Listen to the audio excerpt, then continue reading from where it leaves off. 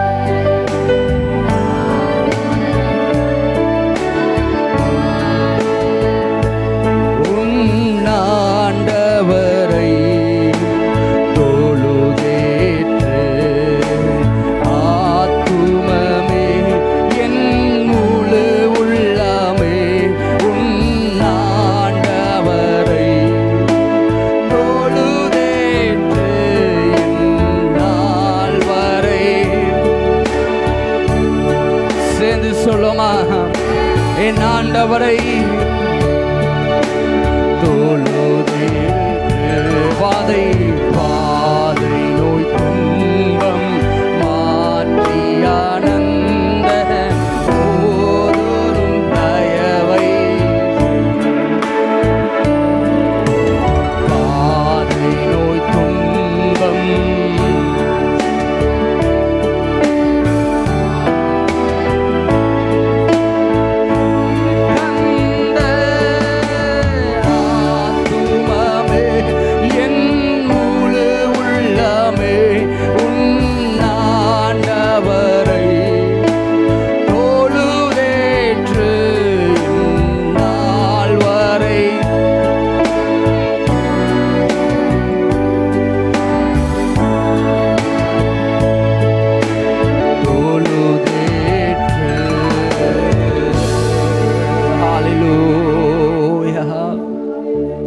நல்லவர்.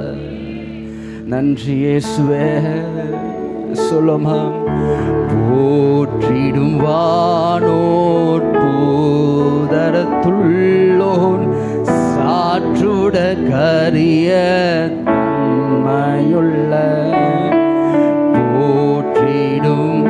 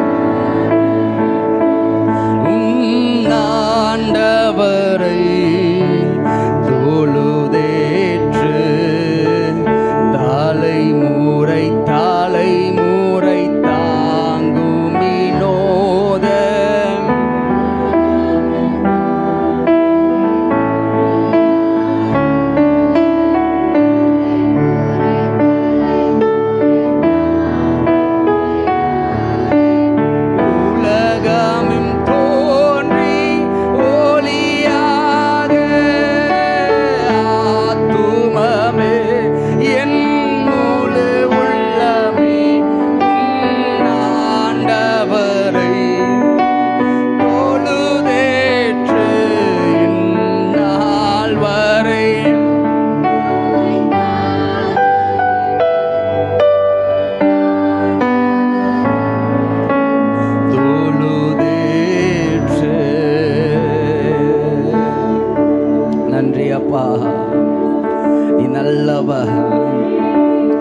ஆத்துமாவே நீ ஏன் கலங்குகிறாய்?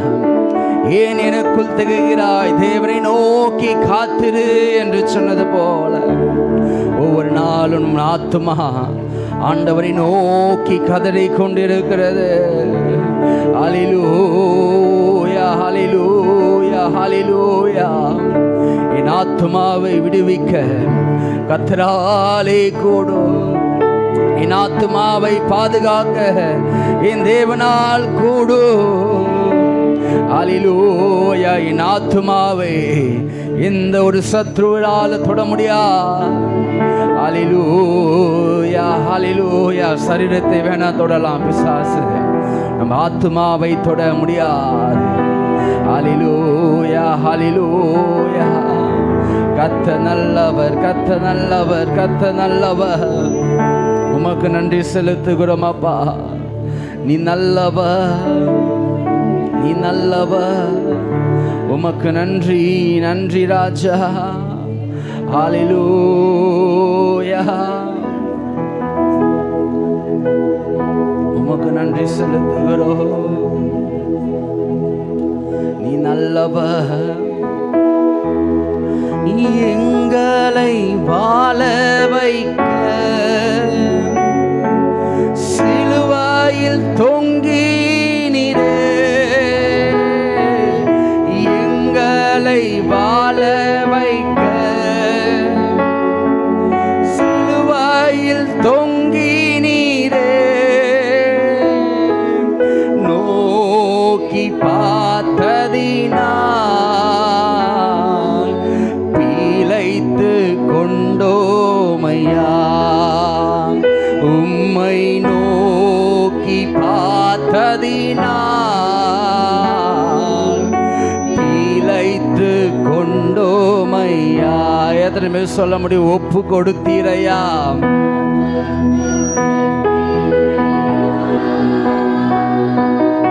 உம்மையே எனக்காக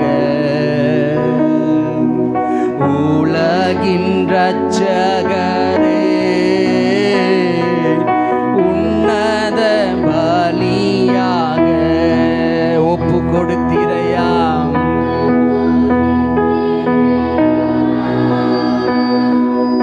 உம்மையே எனக்காக உலகின் இரட்சகரே உன்னத பலியாக சுத்திகரித்தீரே. சொந்த ஜனமாக சுத்திகரித்தீரே. சொந்த ஜனமாக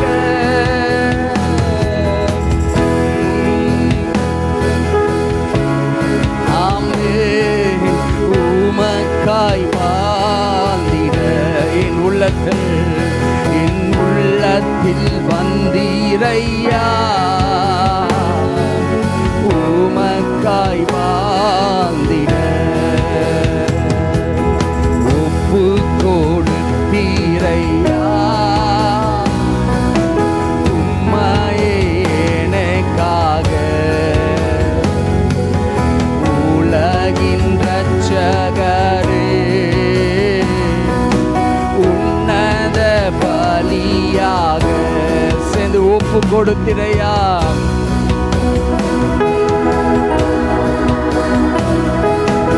உம்மையே எனக்காக உலகின் இரட்சகரே உன்னத பலியாக ஒப்பு கொடுத்தீரையா. உம்மையே எனக்காக உலகின் இரட்சகரே உன்னத என்னையே என்னையே தாருகிறே. ஜீவ பலியாக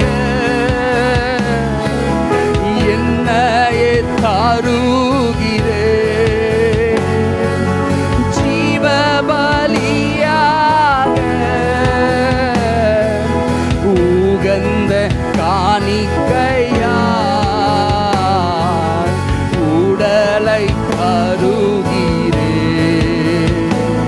என் உகந்த காணிக்கையா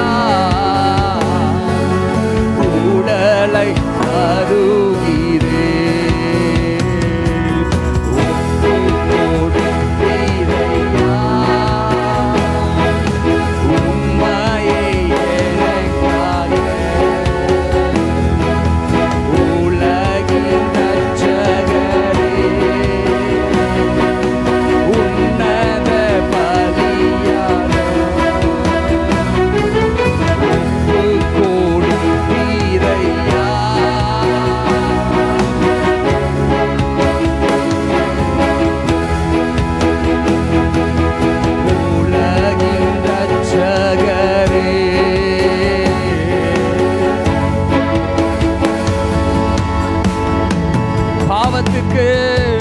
பாவத்துக்கு மாறித்தீ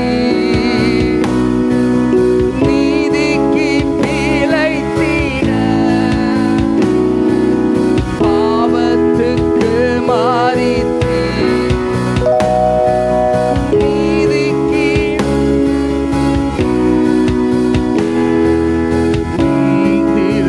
திருவுடலையிலே பாவம் சுமந்தீரையா திருவுடலிலே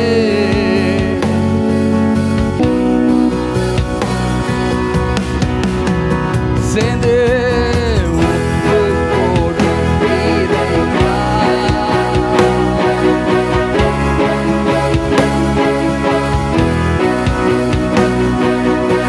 உலகின் ரட்சகரே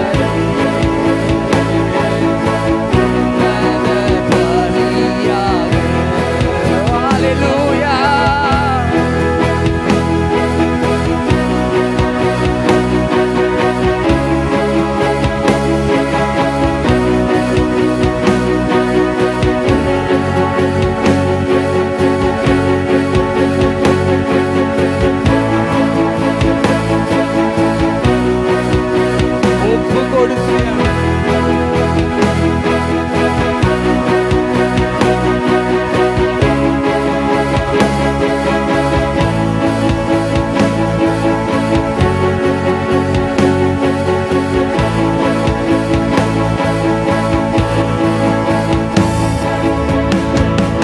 நித்திய நித்திய ஜீவன்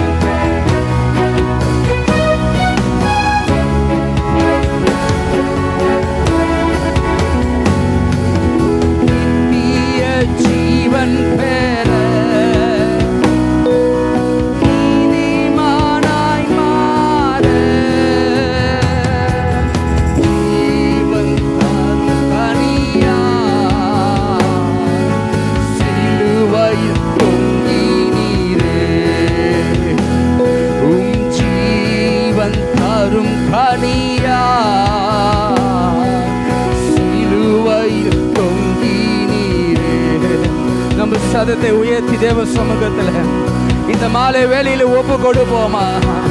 அப்பா, நீர் என்னக்காக ஒப்பு கொடுத்தது போல ஆண்டவரே, நான் வாழ நீ சிலுவையில் உம்முடைய ஜீவன் ஒப்பு கொடுத்தது போல ஆண்டவர் இந்த தருணம் ஆண்டவரே என்னை சுத்திகரிக்க, எங்களை ஆளுகை செய்ய, எங்களை பரிசுத்தப்படுத்த அப்பா ஆண்டவரே முழுமையாய் ஒப்பு கொடுக்கிறோம் அப்பா. ஆண்டவரே முழுமையாய் எந்த ஒரு தயக்கமும் இல்லாமல் ஆண்டவரே எந்த ஒரு ஆண்டவரே தடைகள் இல்லாமல் அப்பா ஒப்பு கொடுக்கிறேன்.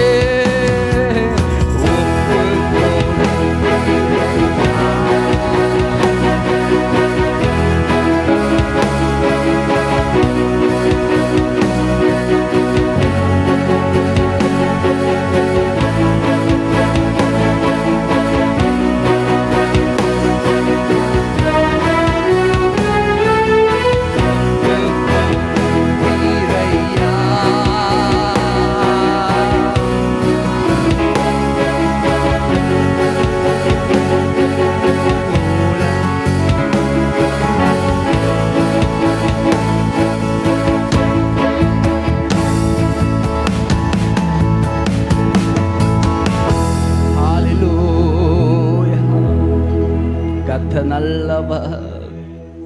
உமக்கு நன்றி செலுத்துகிறோம் ராஜா. நீர் பரிசுத்தர். ஹல்லேலூயா, ஹல்லேலூயா. உமக்கு நன்றி செலுத்துகிறோம். நீ நல்லவர், நீ நல்லவர். அவர் நம்மை சகல அக்கிரமங்களிலிருந்து மீட்டுக்கொண்டு நமக்குரிய சொந்த ஜனங்களாகவும் நற்கிரிகளை செய்ய பக்தி வைராக்கியம் உள்ளவர்களாக நம்மை சுத்திகரிக்கும்படி நமக்காய் தம்மை தாமே அவர் ஒப்பு கொடுத்தார். ஹல்லேலூயா, ஹல்லேலூயா. நம்ம பக்தி வைராக்கியமாய் இருக்கணும். தேவ சமூகத்தில் பயபக்தியோடு கூட இருக்க. அப்படி யோசிச்சு பாருங்க, பார்க்கலாம். ஒவ்வொன்றும் அவருக்காக செய்வதற்காக அவருடைய ஜீவனையே அவர் கொடுத்திருக்கிறார். அவரை ஆராதிக்கணும், அவரை துதிக்கணும், அவரை கனப்படுத்தணும், அவரை மகிமைப்படுத்தணும், அவருக்கு பயப்படணும், அவருக்கு கீழ்ப்படியணும், அவர் சொல்லை கேட்கணும், அவர் சத்தத்தை கேட்கணும், அவர் சித்தத்தை செய்யணும், அவர் தரிசனத்தை நிறைவேற்றணும். ஹல்லேலூயா, ஹல்லேலூயா. ஒவ்வொன்றா சொல்லிக்கொண்டே போகலாம். கர்த்தர் நல்லவர், கர்த்தர் நல்லவர், கர்த்தர் நல்லவர், அவர் நல்லவர். பக்தி வைராக்கியம் உள்ளவர்களாகவும் ஹல்லேலூயா அவர் நம்மை சுத்திகரிக்கும்படி நமக்காக தம்மை தாமே அவர் ஒப்பு கொடுத்தார். நீ நல்லவர், நீ நல்லவர். உமக்கு நன்றி செலுத்துகிறோம். ஹல்லேலூயா. நீ நல்லவர், நீ நல்லவர். உமக்கு நன்றி செலுத்துகிறோம். நீ நல்லவர்.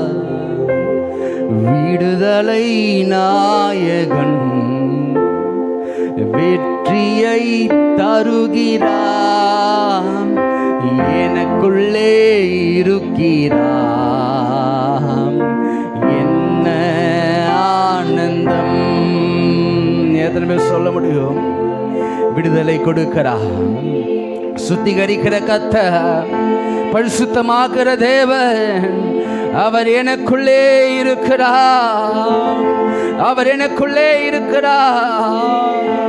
சொல்லுமா, விடுதலை நாயகன் வெற்றியை தருகிறார், எனக்குள்ளே இருக்கிறார், என்ன ஆனந்தம். விடுதலை நாயகன் வெற்றியை தருகிறார், எனக்குள்ளே இருக்கிறார், என்ன ஆனந்தம். நான் பாடி பாடி மகிழ்வே, தினம் ஆடி ஆடி துதிப்பே. நான் பாடி பாடி மகிழ்வே, தினம் ஆடி ஆடி துதிப்பே. எங்கும் ஓடி ஓடி சொல்லுவேன், எங்கும் ஓடியும் என் இயேசு ஜீவிக்கிறார், என் இயேசு ஜீவிக்கிறார். விடுதலை நாயகன் வெற்றியை தருகிறார், எனக்குள்ளே இருக்கிறார், என்ன ஆனந்தம். விடுதலை நாயகன் வெற்றியை தருகிறார், எனக்குள்ளே என்ன ஆனந்தம். அவர் தேடி ஓடி வந்தார்,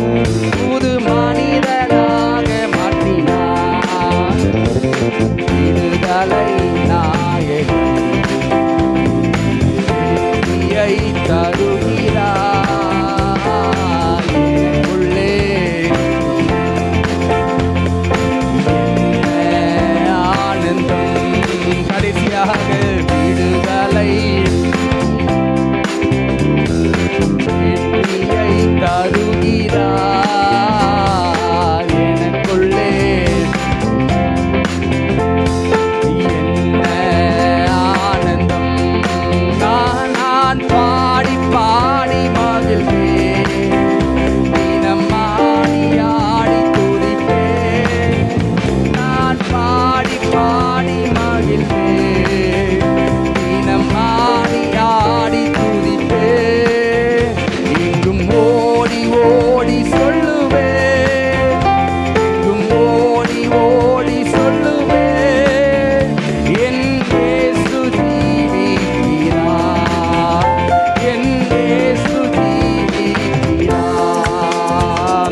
விடுதலை நாயகன் வெற்றியை தருகிறார், எனக்குள்ளே இருக்கிறார். என்ன ஆனந்தம்! விடுதலை நாயகன் வெற்றியை தருகிறார், எனக்குள்ளே இருக்கிறார். ஆனந்தம்! கர்த்தர் நல்லவர், கவலை இல்லை, கர்த்தர் நம்மோடு கூட இருக்கிறார்.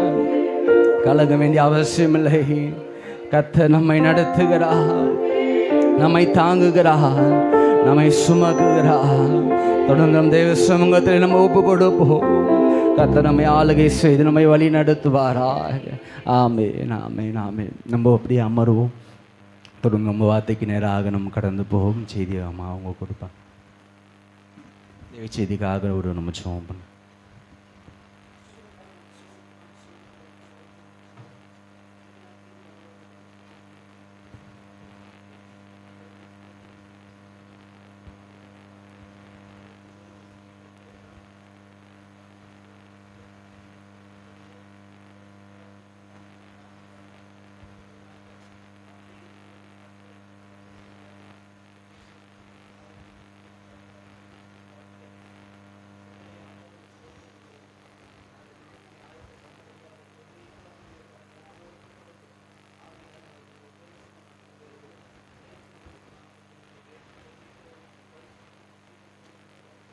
ஆமென். கர்த்தர் மகனுடைய ஜெபத்தை கேட்டு அப்படியே செய்கிற கிருபைக்காக நம்ம எல்லாரும் ஸ்தோத்திரம் பண்ணலாமா?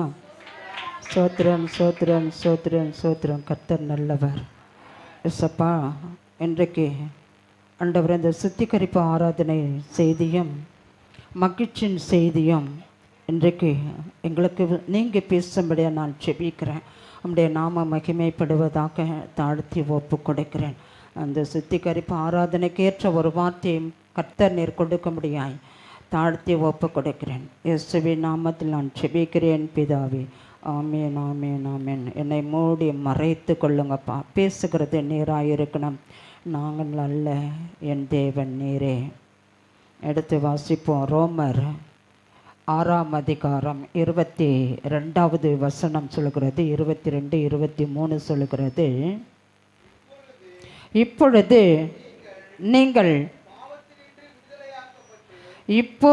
நீங்கள் பாவத்திலிருந்து விடுதலையாக்கப்பட்டு தேவனுக்கு அடிமைகள் ஆனதினால் பரிசுத்தமாக்குதல். இன்னைக்கு செய்தி அதுதான். அதாவது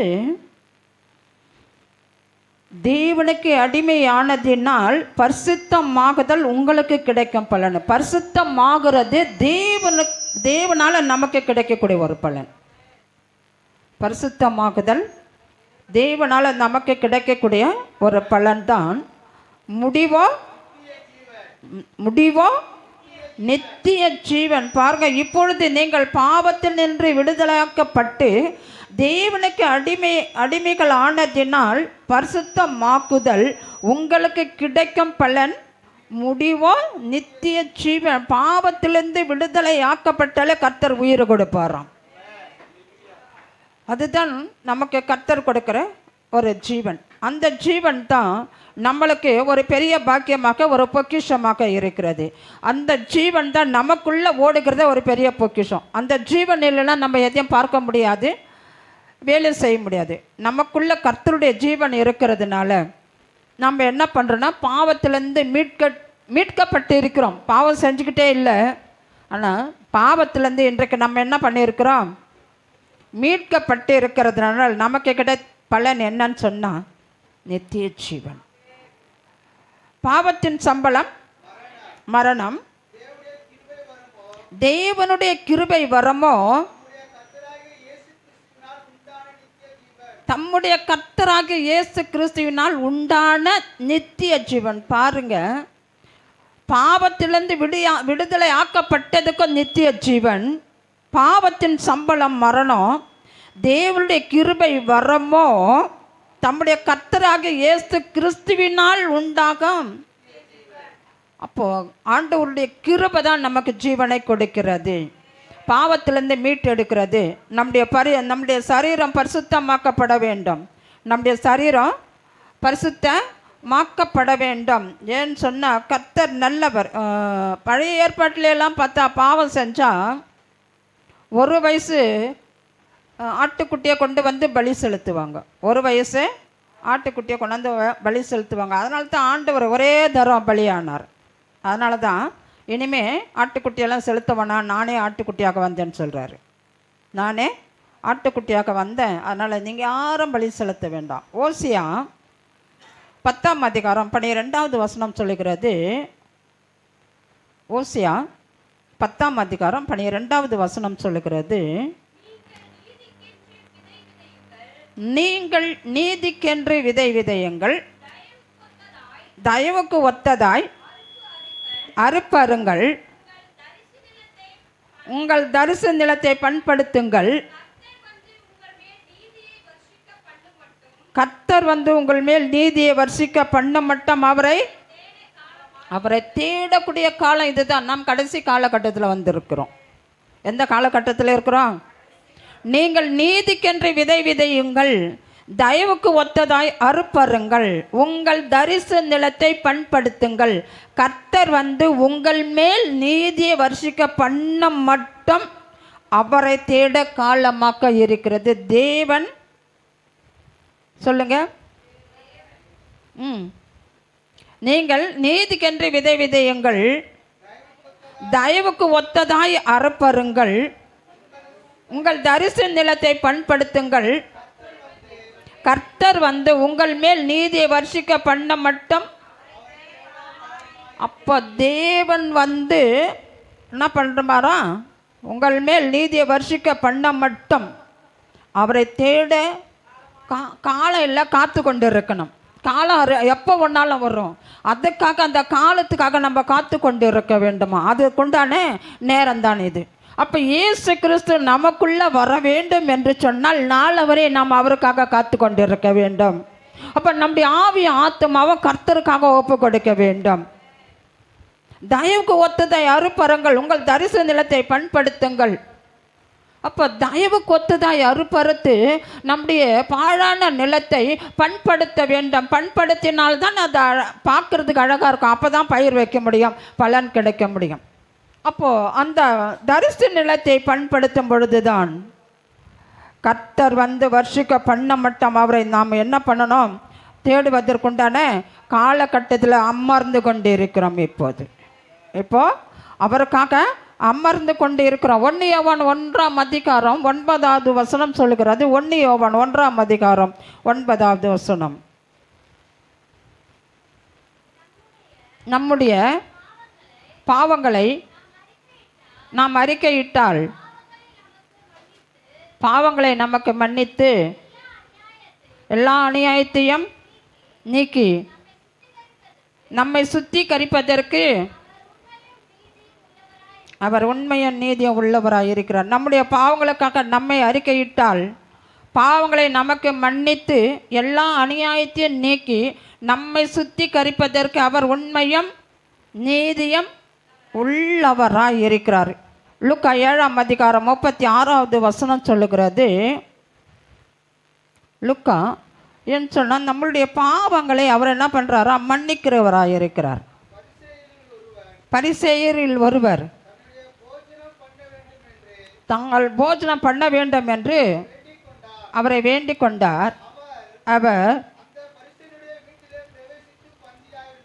அவர் அந்த பரிசேயன் வீட்டில் பிரவேசித்து பந்தியாய் இருந்தார். அப்பொழுது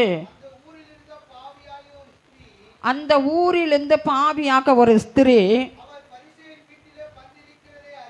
அவர் பரிசேயன் வீட்டில் பந்தி இருக்கிறதை அறிந்து ஒரு பரணியில் பரிமள தைலம் கொண்டு வந்து அவருடைய பாதங்களின் அருகே பின்னாக நின்று அழுது கொண்டு அவருடைய பாதங்களை தன் கண்ணீரினால் நனைத்து தன் மயிரினால் துடைத்து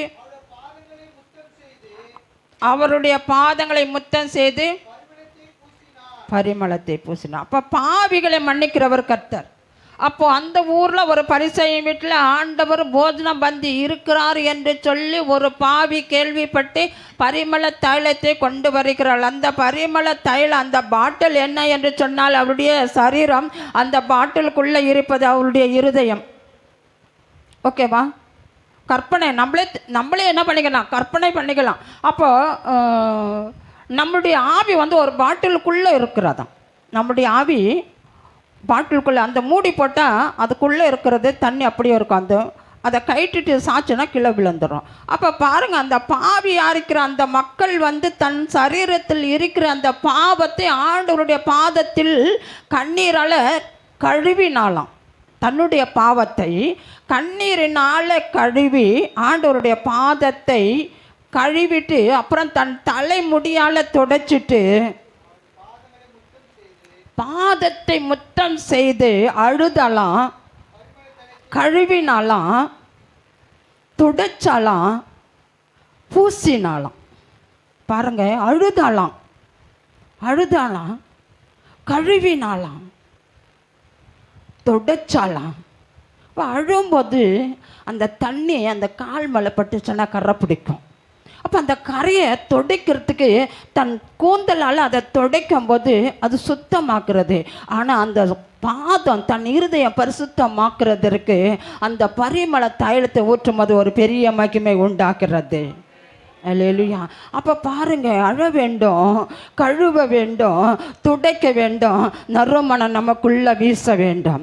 அந்த நறுமணம் நமக்குள்ள, இயேசு கிறிஸ்து நமக்குள்ள ஒரு பெரிய நறுமணம் வீசும். அப்போ பாருங்க, ஆண்டவராக இயேசு கிறிஸ்து அங்கே இருக்கிறார். இருந்தாலும் தன்னுடைய அழுகை ஃபுல்லாக அவர் பாதத்தில் ஊற்றினதுனால அவருடைய சரீரம், அவருடைய இருதயம் பரிசுத்தமாக்கப்பட்டது.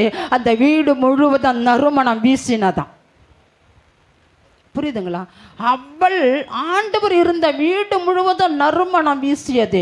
ஏன்னு சொன்ன, அந்த பாட்டிலை உடைத்த உடனே அந்த பரிமள தைலம் ஆண்டவர் பாதத்தில் பட்ட உடனே அந்த வீடே அவ்வளோ வாசனையாக இருந்ததாம்.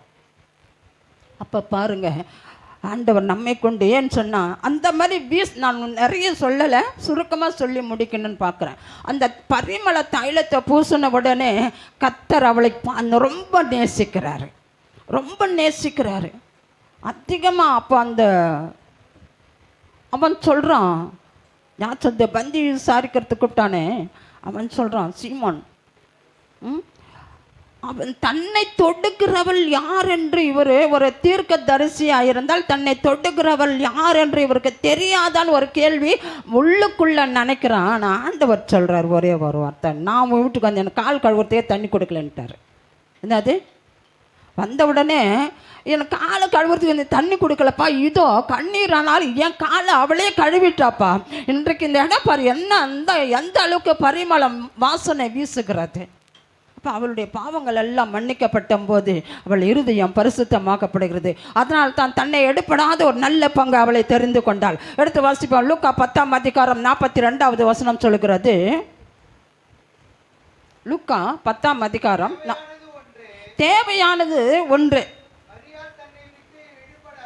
மரியாள் தன்னை விட்டு எடுப்படாத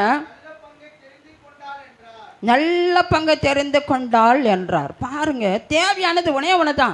நமக்கு உலக பிரகாரமான வாழ்க்கை நாம் வாழ்ந்து கொண்டு இருக்கிறோம். அக்கா தங்கச்சி 2 பேருக்குள்ள ஒருத்தர் உலக பிரகாரமாக ஓடிக்கொண்டு இருக்கிறார்கள், ஒருத்தர் ஆண்டவருடைய பாதத்தில் உட்கார்ந்து கொண்டு இருக்கிறார்கள். அப்போ அந்த உலக பிரகாரமாக ஓடிக்கொண்டு இருக்கிறவர்களுக்கு என்ன இருக்குன்னா, நிறைய பாரம் இருக்கிறது. ஒன்றே கஷ்டப்படுறோம், ஒன்றே வேலை செய்கிறான், எனக்கு மட்டும் ஏன் கஷ்டம், வீட்டில் இவங்க நிம்மதியாக தானே இங்கே இருக்கிறான், அவன் வேலை செய்யாமல் உட்காந்துட்டு இருக்கிறாளே என்று சொல்லி. ஆனால் ஆண்டவர் அதை நினைச்சு சொல்ற ஒரே ஒன்று தான், அவள் தன்னை விட்டு எடுப்படாத ஒரு நல்ல பங்கை தெரிந்து கொண்டாள். அந்த நல்ல பங்கை தெரிந்து கொண்டதனால்தான் அவளுடைய பெயர் இந்த வேதத்தில் எழுதப்படுகிறது. அப்போ நம்மளுடைய பெயர் ஜீவ புஸ்தகத்தில் எழுத வேண்டும் என்று சொன்னால் ஆண்டவருடைய பாதத்தில் காத்து கொண்டு அவருடைய தன்னை விட்டு எடுபடாத ஒரு நல்ல பங்கை தெரிந்து கொள்ள வேண்டும். நாம் இன்றைய இரவு தெரிந்து கொண்டால்தான் நாளைக்கு கர்த்தர் நமக்குள்ள அவர் வர வல்லவராக இருக்கிறார். அல்லேலூயா, அல்லேலூயா. இப்போ மகிழ்ச்சிக்கு போகலாம். இந்த செய்தி நாளைக்கு உண்டான அந்த செய்தி, நாளைக்கு நம்ம திருவிருந்துக்கு உண்டான இருக்கு நிறைய வார்த்தைகள். நான் கொஞ்சம் இன்னும் ஒரு 10 நிமிஷத்தில் முடிக்கணும்னு நினைக்கிறேன். திருவிருந்துக்கு உண்டான செய்தி பார்த்தோம். இப்போ மகிழ்ச்சி லூக்கா 1ஆம் அதிகாரம் 14வது வசனம் சொல்லுகிறது. லூக்கா 1ஆம் அதிகாரம் 14வது வசனம் சொல்லுகிறது, கர்த்தர் உனக்கு சந்தோஷமும் மகிழ்ச்சியும் உண்டாகும், அவன் பிறப்பின் நிமித்தம். போதும். அங்கே வேதம் அழகா சொல்லுகிறது. ஏன்னா சக்கரியாவுக்கு கர்த்தர் அவனும் அவங்க மனைவியும் ஆலயத்தில் பணிவிட வேலை செய்து கொண்டிருக்கிறார்கள். ஆனால் அவன் தரிசனத்தில் அங்கே சொல்லப்படுகிறது, என்ன சொல்லுது, உனக்கு சந்தோஷமாக மகிழ்ச்சியும் உண்டாகும், அவன் பிறப்பின் நிமித்தம் அநேகர் சந்தோஷப்படுவார்களாம். யார் பிறப்பின் நிமித்தம் என்று சொன்னால் யோவான் ஸ்தானின் பிறப்பின் நிமித்தம் அநேகர் சந்தோஷப்படுவார். ஏன் அநேகர் சந்தோஷப்படுகிறார்கள்? அவன் கர்த்தருக்கு முன்பாக பெரியவனாய் இருப்பான், திராட்சை ரசமும் மதுவும் குடியான், தன் தாயின் வயிற்றில் இருக்கும்போது. போதும். அதாவது யோவான் ஸ்தானன் ஆண்டவர் பூமிக்கு அனுப்பினார் என்று சொன்னால் அநேகர் அவனை பார்த்து சந்தோஷப்பட்டார்களாம். ஏன் சந்தோஷப்பட்டார்கள் என்று சொன்னால் கர்த்தர் வருவதற்கு முன்னாடி போய் எல்லாவற்றையும் ஆயத்தப்படுத்தினானாம். எல்லாவற்றையும் ஆயத்தப்படுத்தினான். கர்த்தர் ஆண்டவராக இயேசு கிறிஸ்து வருகிறார், அவருடைய பாதரட்சியை கழற்றுவதற்கு நான் தகுதி அற்றவன், எனக்கு முன் இருந்தவர் எனக்கு பின் வருகிறவர் அவர் என்னை விட பெரியவர், எனக்கு முன்னாடி இருந்தவர் அவர், ஆனாலும் எனக்கு பின்னாக்க வருகிறவர் அவர் பெரியவர், அவருடைய பாதரட்சின் வாரை அவுக்கிறதற்கு எனக்கு தகுதியே கிடையாது என்று சொன்னார். உங்களை கர்த்தர் பூமிக்கு அனுப்புகிறார் என்று சொன்னால் ஒரு முகாந்தரம், உன்னை கொண்டு அநேக ஆத்துமாக்கள் சந்தோஷப்படணும். அல்லேலூயா. இப்போ ஆண்டவர் பூமிக்கு உன்னை அனுப்பிட்டாரு, இன்றைக்கு பிறந்த நாளை காண்ற அப்படின்னு சொன்னால் உன்னை குறித்து அநேக ஆத்துமாக்கள் என்னப்பட வேண்டுமா, சந்தோஷப்பட. அந்த யோவான் ஸ்தானனை குறித்து அநேக ஆத்துமாக்கள் சந்தோஷப்படுவார்கள் என்று அந்த சகரியாவை சொல்லுகிறான். நம்மை ஆண்டவர் அனுப்புவதற்கு, அதுதான் நம்மளை இந்த பூமிக்கு அனுப்புகிறார் என்று சொன்னால் அவருடைய வேலை செய்வதற்கு. அதுக்காகத்தான் ஆண்டவர் எல்லாரையும் தெரிந்து கொள்ளவில்லை, குறிப்பிட்டவர்களை தான் கர்த்தர் தெரிந்து கொள்கிறார். ஏன்? என்னை இவன் மகிமைப்படுத்துவான், இவனை நான் மகிமைப்படுத்துவேன், மேன்மைப்படுத்துவேன். என்னை இவன் மகிமைப்படுத்துவான், நான் இவனை மேன்மை. இயேசுவாவுக்கு அப்படிதான் சொல்கிறாரு. நான் மோசையோடு இருந்தது போலாம் உன்னோடு இருப்பேன், நான் உன் பெயர் என்ன பண்ணுவேன், மேன்மைப்படுத்துவான் அப்படின்னு சொல்லுவார். மேன்மைப்படுத்துவேன்னு வாசிக்க வேண்டாம், மேன்மைப்படுத்துவேன்னு சொல்கிறார். அப்போது ஒரு மக்கள் இன்றைக்கு பிறந்த நாளுக்கு ஆணை செய்கிறார் என்று சொன்னால் கர்த்தரை இன்னைக்கு மகிமைப்படுத்தும் கர்த்தர் உன்னை மேன்மையாக்க வைப்பார். மக்களுக்கு மட்டும் நான் சொல்கிறேன், பிறந்த நாளை காண்கிற ஒவ்வொரு பிள்ளைகளுக்கும் உங்களுக்கும் இதே வார்த்தை தான். அல்லேலூயா. உங்களையும் கர்த்தர் மேன்மையாக்க வைப்பார். உங்களையா அதிலே 15-16 சொல்லுது. அந்த அதிகாரத்திலே படிச்சுட்டோம். அவன் இஸ்ரவேல் சந்ததியாரில் அநேகரை அவர்கள் தேவனாக கர்த்தரிடத்திற்கு திருப்ப, அநேக ஆத்துமாக்களை கர்த்தரின் பக்கமாக அவன் திருப்புவான் என்று சொல்லி அநேக மக்கள் சந்தோஷப்பட்டார்களாம். ஏன்னா பரலோகத்தில் கர்த்தரும் தேவ தூதர்களும் சந்தோஷப்பட்டிருப்பார்கள். நம்மை குறித்தும் மக்களை குறித்தும் இன்றைக்கு பரலோகத்தில் சந்தோஷப்படும். ஏன் என்று சொன்னால் வருங்காலத்தில் அநேக ஆத்துமாக்களை என்னிடத்தில் கொண்டு வந்து சேர்க்க போகிற பிள்ளையை நான் தெரிந்து கொண்ட பாத்திரம் என்று சொல்லி, நானே தெரிந்து கொண்ட பாத்திரம். இன்றைக்கு தேவ தூதர்கள் மகிமைப்படுவார்கள். பிரசங்கி 5ஆம் அதிகாரம் சொல்லப்படுகிறது. பிரசங்கி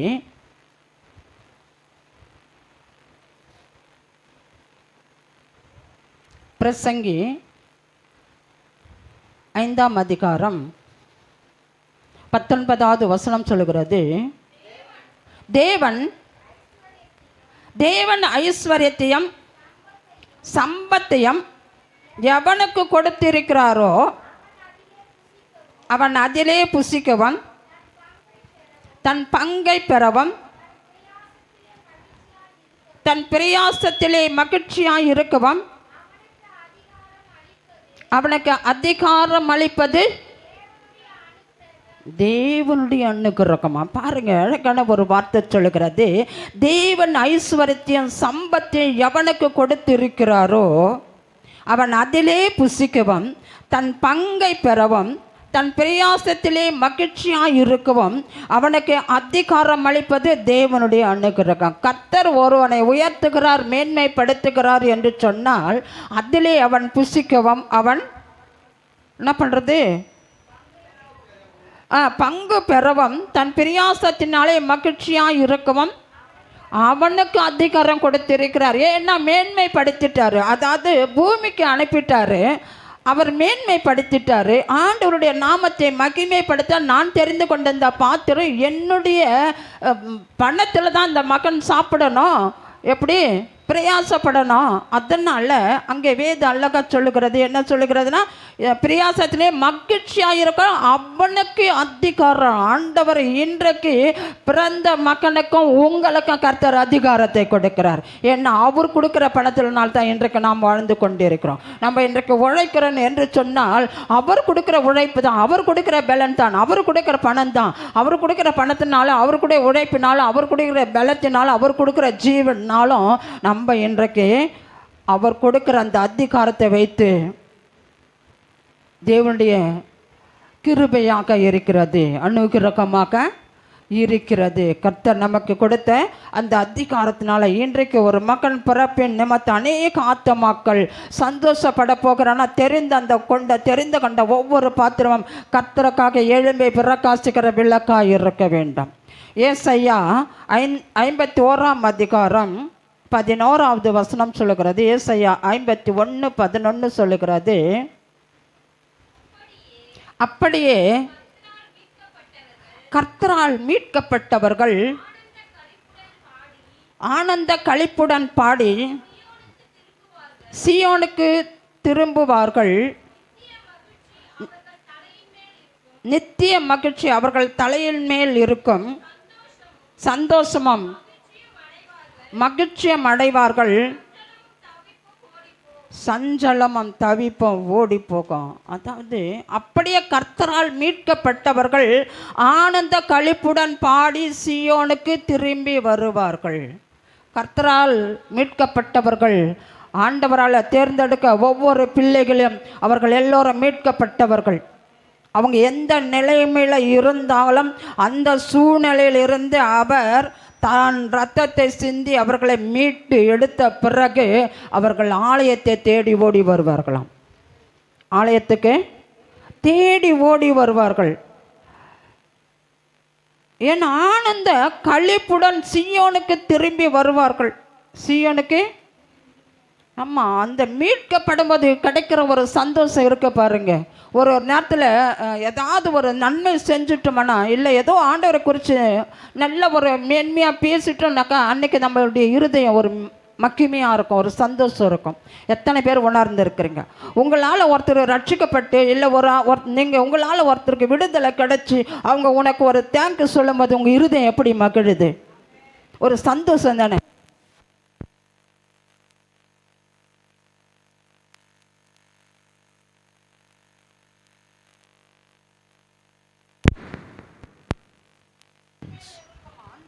மகிழ்ச்சி என்ன எப்படி இருக்குமா?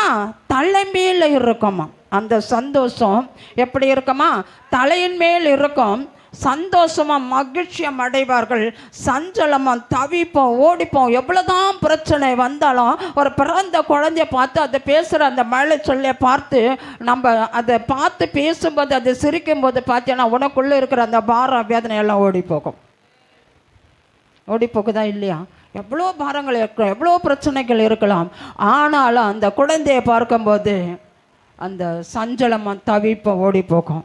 அதுபோல் ஆண்டவருக்காக நம்ம உழைக்கும் போது, ஆண்டவருக்காக நம்ம சுவிசேஷத்தை அறிவிக்கும் போது நமக்குள்ளே இருக்கிற பாரம் எல்லாம் ஒழிந்து ஒரு சந்தோஷத்தை கொடுக்க அவர் வல்லவராக இருக்கிறார்.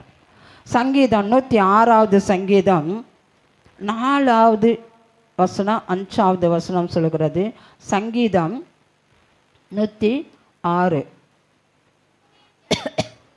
நம்ம கர்த்தாவே நீ தெரிந்து கொண்டவர்களில் நன்மையை நான் கண்டு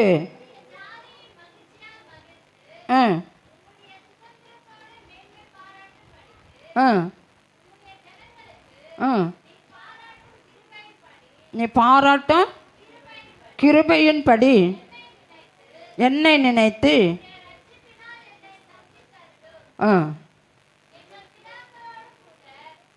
போதும் போதும். இங்கே வேதம் அழகா சொல்லுகிறது, கர்த்தாவே நீர் தெரிந்து கொண்டவர்களின் நன்மையை நான் கண்டு உம்முடைய ஜாதியின் மகிழ்ச்சியினால் மகிழ்ந்து உம்முடைய சுதந்திரத்தோடு மேன்மை பாராட்டும்படிக்கு. அங்கே வேதம் சொல்லுகிறது, நீ தெரிந்து கொண்ட நன்மையை நான் கண்டு உம்முடைய ஜாதியின் மகிழ்ச்சியினால் மகிழ்ந்து உம்முடைய சுதந்திரத்தோடு மேன்மை பாராட்டும்படிக்கு உம்முடைய ஜனங்களுக்கு நீ பாராட்டும் கிருபையின்படி என்னை நினைத்து உம்முடைய ரட்சிப்பினால் என்னை சந்தித்தருளும்.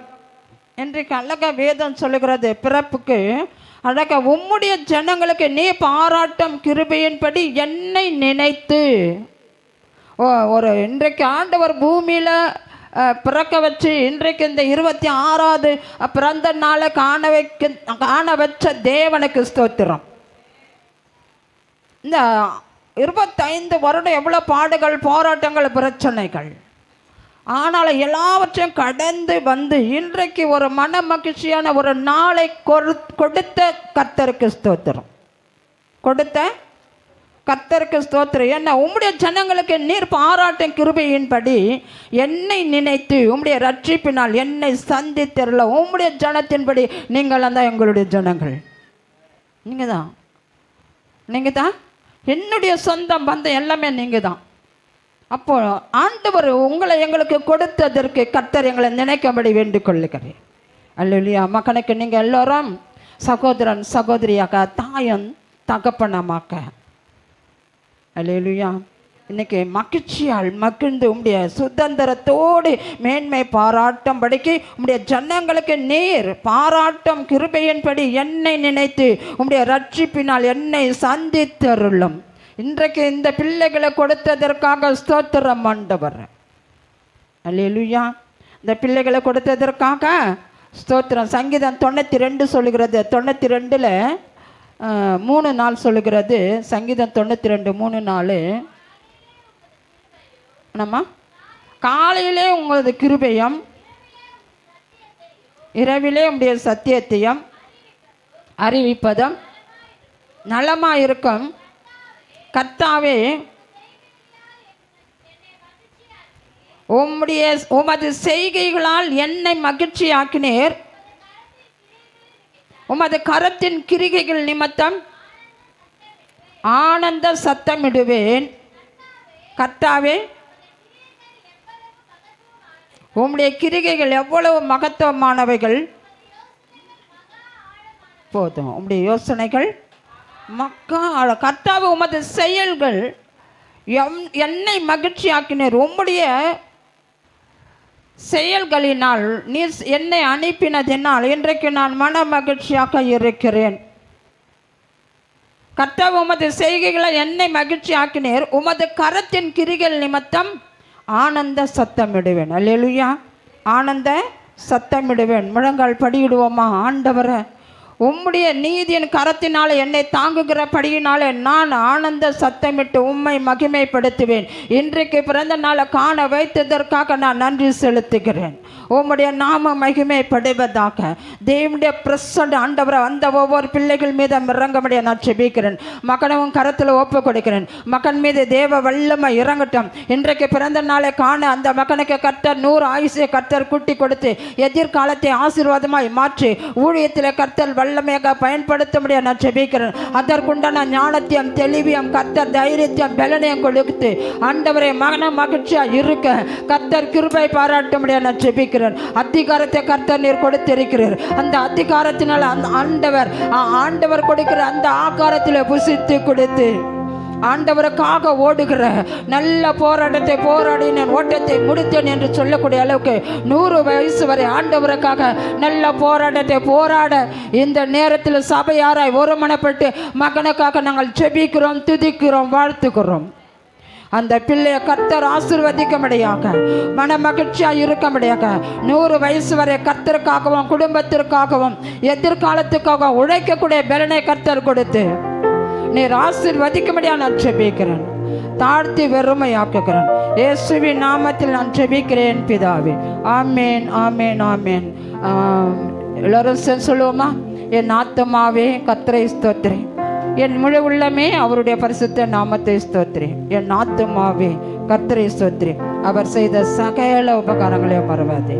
ஆமேன், ஆமேன், ஆமேன். பிதாவாகிய தேவனாலும் தம்முடைய கர்த்தராகிய இயேசு கிறிஸ்துவின் கிருபையும் பரிசுத்த ஆவியானுடைய அன்பும் அந்நிய ஐக்கியமும் சமாதானமும் இன்றும் என்றும் எப்போதும் நம்மளோடு கூட இருப்பதாக.